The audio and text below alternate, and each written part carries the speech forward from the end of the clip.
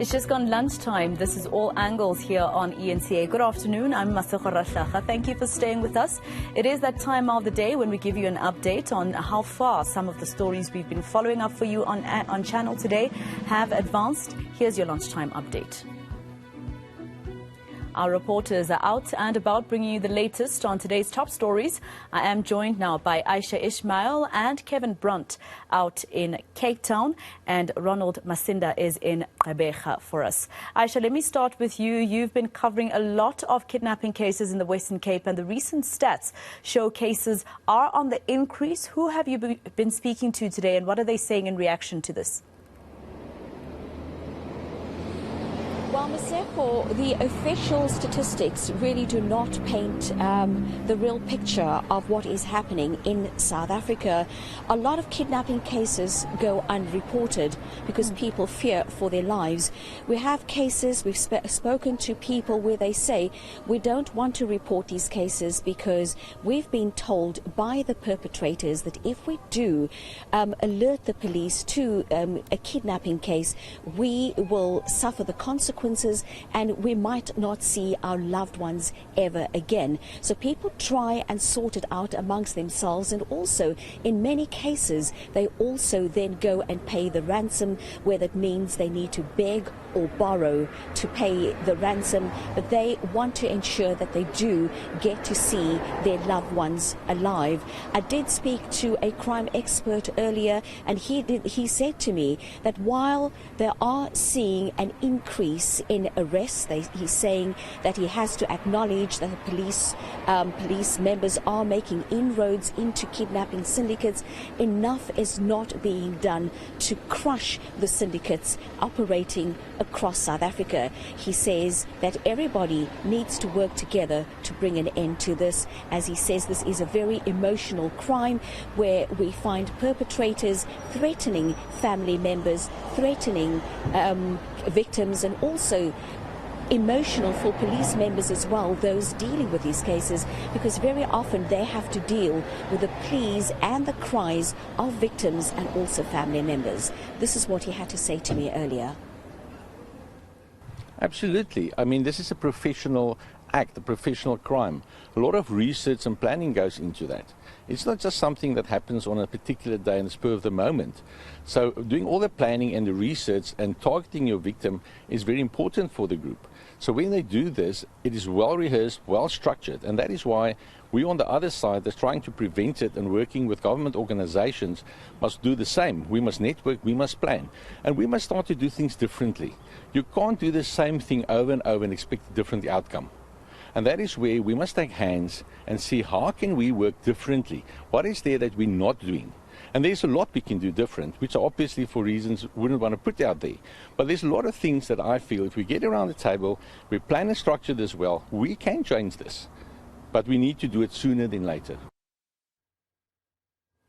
Kevin, let me come to you. Of course, you are still looking at what happened in the mother city after those devastating floods. What's the extent of the damage as you drive around the city of Cape Town? A very good afternoon to you, Maseko. We've now made our way to the towns of Brundt as well as Gqeberha. At the moment, we are at the infrastructure damage along the N2. Behind me is a section of the roadway that washed away just outside the town of Gqeberha, I beg your pardon, in the town of Brundt. And this is where technicians have now come to. There are a number of telecommunications experts also on the ground here. Also, some of the community members are present here, saying that they've had a number of requests to come and assist with rebuilding efforts. There's a huge gap, so the Brundt Bridge is still intact there. It's a section of the N2 just after that has been washed away, Maseko. So assessments underway here on the ground. Word from the municipality is that engineers as well as ground teams have been working around the clock to make sure that water and electricity is restored to all of these towns.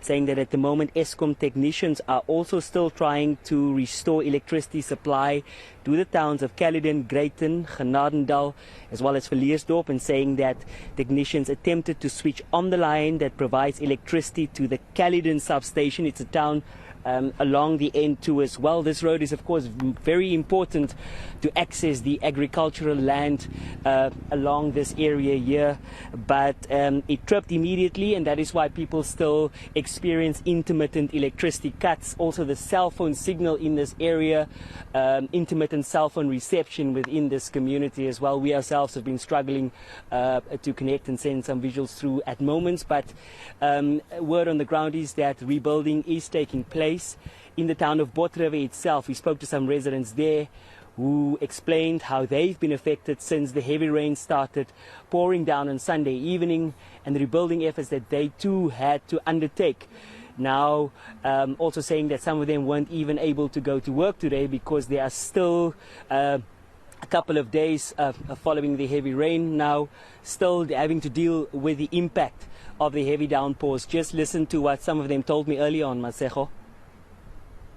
At that time I was at work. When I come back from the work, everything is damaged. The rain, it made a big mess around us. Our houses are full of water. The road is damaged as well. So we had a horrible problem, the big one. So we can't even now go to the work. So we are just hanging around here. We can't do nothing. Yeah, I was thinking, hey, this place is going to go down the river. Because the way the water was coming, it was a lot. The children were scared. And anything in particular in your house that was damaged? Not much, because we were battling to stop that water coming inside the house. We were battling to do that, but not much damage inside the house. All right, Ronald, let me bring it to you in the Eastern Cape. You, just like Ayesha, are covering the kidnappings in South Africa. And the Eastern Cape is fast gaining the reputation as the country's capital for kidnappings. Almost 150 have reportedly taken place in that province since last year. You spoke to a senior police official in the province a little earlier on. What is he saying? What does he attribute the increase to? Good afternoon, Masego. Well, to be precise, 184 kidnappings were reported in the province. That's between April and June alone this year. That's according to the crime stats. And the Hawks here in the province, they have said that they've made several arrests of suspected criminal syndicates in areas such as Kids Beach and Starterheim. But the epicenter of these kidnappings is the Buffalo City Metro, where cities or towns such as East London and Qonce are seen as hotspot areas, as well as Dikeni, Butterworth and Mthatha. But what we also understand, and that's just to your question, here in the Nelson Mandela Bay Metro, a lot has been said about kidnappings not being as rife, and those were the sentiments shared by the district commissioner. But one community member feels that a lot of these kidnappings are underreported, and that a lot of the times these people who are behind these kidnappings, and especially the extortions, they are known to the public, but people are too scared to come forward with information. We heard from a community forum member. This is what he had to say earlier. It is more prevalent, but people are not reporting. They fear their safety, so they decided to keep quiet, to keep mum, and act as if nothing is happening, but it's happening daily. The problem with our patrollers is that they don't get anything from the government, they don't get anything from the business. We tried it, and it works for 2-3 months, and then we're back to square one. And that's one of the reasons why you'll find that, because some of our patrollers are married, some of them are senior citizens, so they get nothing. And then they would realize that at the end of the day, what's the point of waking up in the morning to safeguard my community, and I'll get nothing in the pocket to show at home?